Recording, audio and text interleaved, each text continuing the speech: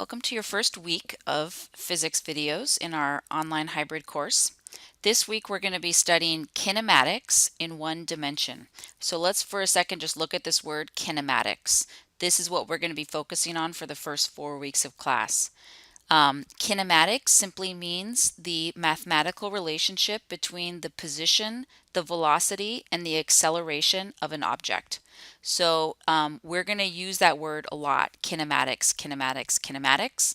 And I want that to make you think of the object's position, velocity, and acceleration and how all three of those things are related. Now, if you're not quite sure what I mean when I say velocity or acceleration, don't worry about it because we're going to define it in a very specific way. And it might be a little different than the way you're used to hearing those words used, but we define it in a very specific way in a physics class. So one way that we're going to introduce the ideas of position, velocity, and acceleration is with what we call a motion diagram. So the motion diagram is just a way to draw the motion of an object in a very specific way that can help us identify how the velocity and acceleration and position are related. So drawing a motion diagram is a tool that you can use if it's helpful for you. Some people find it very helpful to draw motion diagrams. Some people don't find it helpful. So I just want you to have it there as a tool if you find that it's helpful. So let's look at how do we draw a motion diagram. So first what I want you to think about is a film strip. Okay, so this is part of a film strip of a motorcycle moving forward. And here's a few frames from the film strip. And I want you to just think about just looking at this. Do you think the motorcycle is moving at a constant speed, or do you think it's speeding up or slowing down? What would you guess? Well, I think it's going at a pretty constant speed because from one frame to the next, it seems like the motorcycle moves forward roughly the same amount. So I can kind of get an idea about its speed based on the position that it's in each of these frames. And that's what we're going to do with a motion diagram. Okay, so a motion diagram, it's like a series of snapshots, kind of like this film strip, taken at fixed intervals. What does a fixed interval mean? It means that the time between each snapshot is the same. So the time that elapses between here and here is the same as the time that elapses from here to here, and it's the same as the time that elapses from here to here. And the motion diagram is taken from a fixed position, meaning the way that it's shown here is really important. The camera is not moving while the motorcycle moves, right? So I put a flag in here to kind of emphasize that the camera is fixed in place and it's just the motorcycle that's moving forward. So the way that a motion diagram is different than a snapshot, a film strip, sorry, is that we're going to draw all of the positions of the object in the same picture. So what I've done is taken these 4 images and just laid them all out in the same picture. So here's the first one, the second one, the third one, and the fourth one. So we can say that this is like a motion diagram of a motorcycle, and as I said, it's moving at a constant speed. Okay, so let's look at a couple different motion diagrams and see if we can figure out something about the speed of the object and whether the speed is constant, whether the object is slowing down or speeding up, or what's happening with it. So just take a second, press pause. Okay, so find on YouTube, find the little pause button, press pause, try to describe the motion in each of these 4 cases.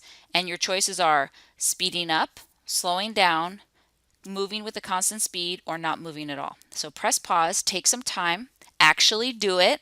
Don't just be like, okay, yeah, I want to watch the rest of this video, keep going. Actually press pause and do it, and then when you've written down all 4, press play and we'll go through it together. Okay, so this first one to me looks like what we saw before. Between each successive frame or each image, the object has moved the same distance, so that makes me think that it's moving at a constant speed. Here I see that from this point in time to this point in time, it only moved a little bit. And then the next time interval, it's moved more. And the next time interval, it's moved even more. So that makes me think it's going faster and faster and faster. This one is speeding up. Here I see the opposite. From over this time interval, it moved a big distance. But then over the next time interval, it just moved a smaller amount. So this makes me think it's slowing down. And then this guy is just not moving at all. Okay? Now, if you're worried that you're going to have to draw a motorcycle 100 times in this class, you won't. Okay, from now on, any object that we're dealing with, we're just going to represent it as a black dot, no matter what it is. Okay, so we're just going to represent all of our objects as particles, just black dots. Those are really easy to draw. They don't have a shape. They also don't have a top, bottom, front, or back. So you just draw a black dot and that's it. So let's practice drawing a motion diagram for an object that's traveling to the right and that is slowing down. Okay, so press pause, take a second to draw that, and then press play when you're ready. Well, here's what I drew. So here's my object, and I can tell that it's slowing down as it moves to the right. Now we have a little problem though, because this could also be the motion diagram for an object that's going to the left but speeding up, right? How do I know that this isn't starting here and then going faster and faster and faster and faster?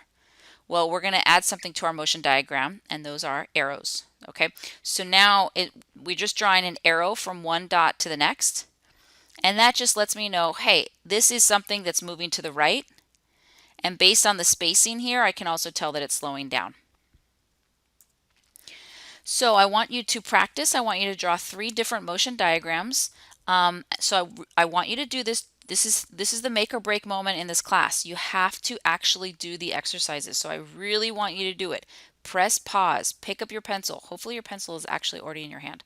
Press pause, read through this, take some time, take as much time as you need, and when you're ready to go through it with me, press play. So let's start with the rock dropped off a cliff. And you might not have realized it, but you can draw your motion diagrams vertically if that's how the object is moving. So in this case, the rock is going to start off moving slowly. When you first let go, it's moving slowly, and then it goes faster and faster and faster. Okay, and I want to indicate that it's also falling downward, so here I'm drawing those arrows. Okay, so this is the rock. It's being dropped off a cliff. Let's look at a space shuttle launch. Well, in this case, it's going to be going up. And if you've ever seen a space shuttle launch, in the beginning it goes very slow, and then it goes faster and faster and faster and faster and faster. And I'm also going to add in my arrows indicating that this object is moving upwards. And then finally, a car and stop and go traffic. So I don't care whether you draw the car driving to the right or to the left. And I don't care how many dots you draw. Something like this where you want to show it's speeding up for a little bit. Here's where everyone's like, oh, finally the traffic is done. Oh, nope, there's still traffic. And then you slow down. And then you think, oh, maybe this time the traffic is over. You start to speed up. And then who knows what happens to you. Okay, so and then I draw some arrows here. So again, what's the point of a motion diagram? It's just a visual way to represent an object's motion. What we're going to start to do is look at this and we can say things like, where is the object going the fastest? Where is it going the slowest? Where is it speeding up? Where is it slowing down? Those are going to be things that we can see visually just based on the diagram that we draw. Later, we're going to be able to say things like, where is the velocity positive? Where is the velocity negative? Where is the acceleration positive? Where is the acceleration negative? And those things are very important as we go forward in kinematics.